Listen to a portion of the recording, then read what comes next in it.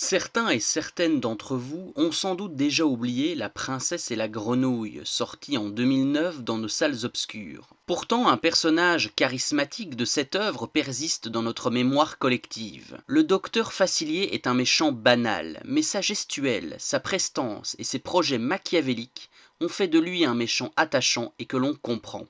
Laissez-moi vous raconter son histoire.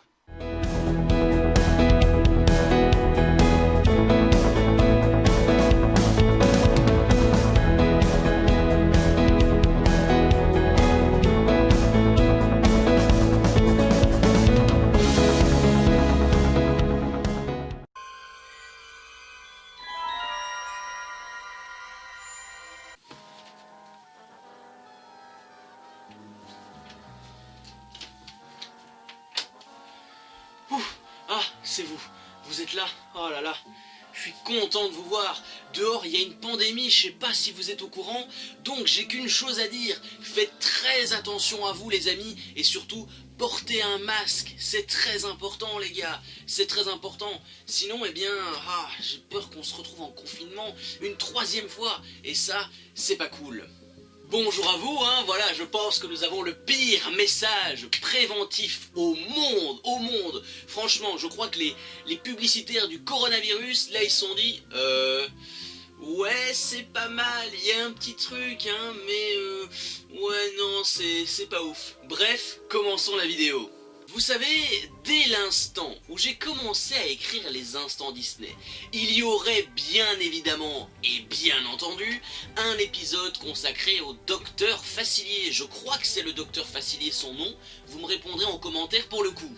Un personnage atypique, passé maître dans l'art, pour le subterfuge, pour la tricherie, pour la supercherie, pour les trucages. Bref, c'est un très bon personnage et aujourd'hui on va en parler. Parce que oui, il faut bien se dire une chose, et ce malgré la qualité de La Princesse et la Grenouille, pour l'époque, ce personnage n'est pas un méchant à proprement parler, comme on en a eu l'habitude chez Disney, c'est un méchant mais dans sa façon de duper les gens, dans sa façon d'escroquer les autres, et dans sa manipulation. Les amis, si Antoine Griezmann ne s'assied pas encore à la table de Lionel Messi et de Cristiano Ronaldo, eh bien le docteur Facilier, lui, malheureusement, ne va pas se joindre à la table des grands méchants de l'univers Disney que sont Scar, Frollo et Hadès. Selon moi, ce qui identifie ce méchant Disney par rapport aux autres, c'est sa façon à se mouvoir dans le décor, à se fondre dans le milieu urbain sans que personne ne le sache, et ça c'est très fort. Je vais même aller plus loin en disant que c'est un personnage avec une histoire lambda. Très clairement, il a une histoire lambda ce personnage, et surtout, le commun des mortels peut s'identifier à lui, très clairement. Il a grandi dans une société qu'il a complètement rejetée, soyons honnêtes, qui est gangrénée par la richesse, par la luxure, et surtout on n'aime pas trop les personnages qui sortent un petit peu du moule classique de cette société, un peu comme dans la nôtre actuellement en soi.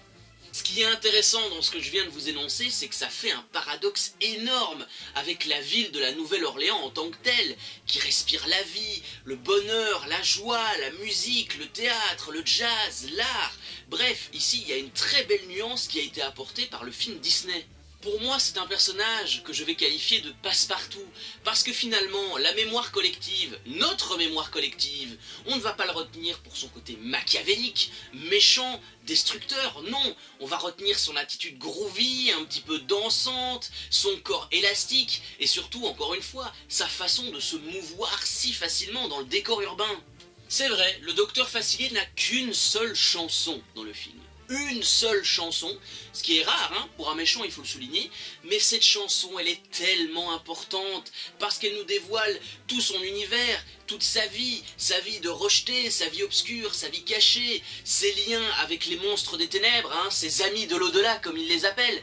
Donc vraiment elle est très importante, en plus elle est très bien illustrée, elle est très groovy et elle colle vraiment à la peau du personnage qui est un petit peu, je vais dire fantomatique, un petit peu un esprit lui aussi, parce qu'il se mouvoie dans tous les sens, et ça c'est beau. Il est vrai que lors d'une chanson, ce qui est important, c'est la mise en scène, c'est les couleurs, c'est les effets qu'on va apporter, c'est les nuances de l'image, c'est très important, je suis d'accord avec vous. Mais ce qu'il est encore plus, et particulièrement dans La Princesse et la Grenouille, c'est la façon élastique dont le corps du docteur Facilier va bouger, parce que là, on est vraiment face au personnage lui-même, face au docteur Facilier méchant, escroc, charlatan, vaudou, et bien qui aime cette chanson pour bouger, pour montrer son élasticité, et je vais dire un petit peu sa flexibilité au niveau de ses plans et au niveau de ses projets machiavéliques. J'ai même envie de vous dire les gars, ça donne une âme au personnage, et surtout ça permet au spectateur d'avoir une certaine empathie envers celui qui a toujours été rejeté par la société, qui s'est toujours retrouvé en dehors de la société de consommation, et surtout tout un chacun peut s'identifier à lui. Encore une fois, il y a très peu de gens qui peuvent s'identifier à d'autres méchants Disney, mais ici, je veux dire, le mec du dimanche, qui a un petit peu space dans sa tête, il peut s'identifier à lui. Et puis surtout, c'est un personnage qui est partout à la fois, très clairement. Même si on ne le voit pas à l'écran, on sait pertinemment qu'il n'est pas loin, qu'il peut être juste derrière un buisson, derrière un arbre, sous un rocher, parce qu'il a des espions partout, et ça il le dit, avec ses fameux amis de l'au-delà. Parce que oui, on n'en parle pas assez de ces personnages-là, en tout cas de ces esprits, parce qu'ils apportent un danger supplémentaire à nos deux héros principaux, qui eh bien, ne doivent pas seulement se concentrer sur le docteur Facilier, mais ils doivent surtout se concentrer sur les esprits qui arrêtent pas de les suivre. Donc oui, le film Princesse et la Grenouille, c'est bien, parce que t'as l'impression qu'il y a un méchant principal, voilà, il est clairement identifié, mais qu'il a quand même ses nombreux bras droits avec lui. Bien entendu, comme tous les méchants Disney, il a une fin logique. Voilà, il termine dans les limbes, aux enfers, peu importe, je ne sais pas c'est quoi là où il termine, mais moi ça me laisse quand même un goût de trop peu sur certaines choses. Je veux dire, mis à part le fait que c'est un docteur Facilier, un charlatan qui vit à l'ombre de la ville dans une espèce de cahute un petit peu space avec plein d'objets vaudous, on sait pas grand chose de lui les gars. On sait pas grand chose de son passé, de son histoire, de comment est-ce qu'il a fait le pacte avec ses amis de l'au-delà, qu'est-ce que c'était ce pacte justement, comment est-ce qu'il a rencontré ses amis de l'au-delà, bref, on ne sait pas grand chose sur lui. Et finalement, ça reste un méchant agréable et sympathique de l'univers Disney.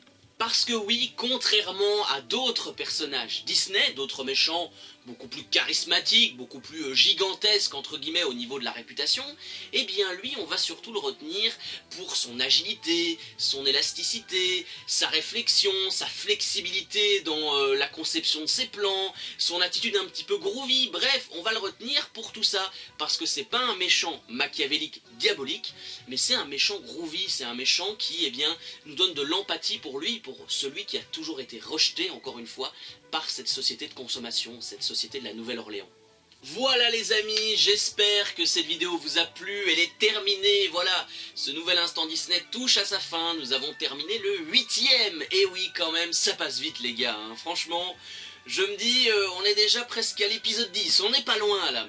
La vidéo a fait 14 minutes, j'espère qu'elle ne durera pas au-delà de 10 minutes, hein. Bien souvent pour les instants Disney j'essaye de faire en dessous, mais bon, si pour une fois on arrive à 10 minutes c'est pas trop grave entre guillemets, mais en tout cas j'espère que vous avez passé un bon moment devant cette vidéo, et que malgré ce confinement, ce deuxième confinement qui est lourd, je sais, il est lourd à porter, mais voilà, j'espère que vous passerez de bons moments devant mes vidéos, au moins ça vous fera passer un petit peu plus de temps avec moi, hein.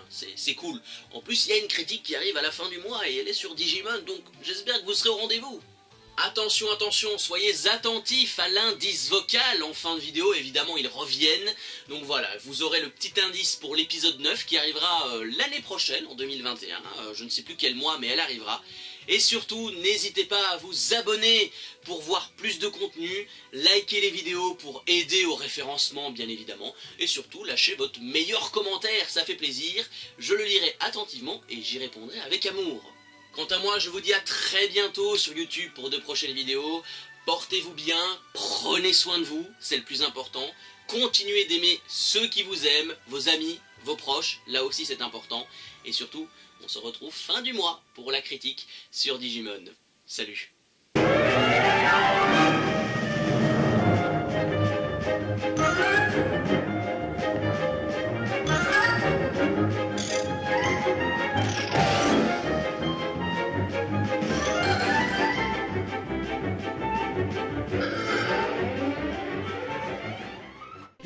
plus t'entendre parler de quitter cette tour, est-ce clair?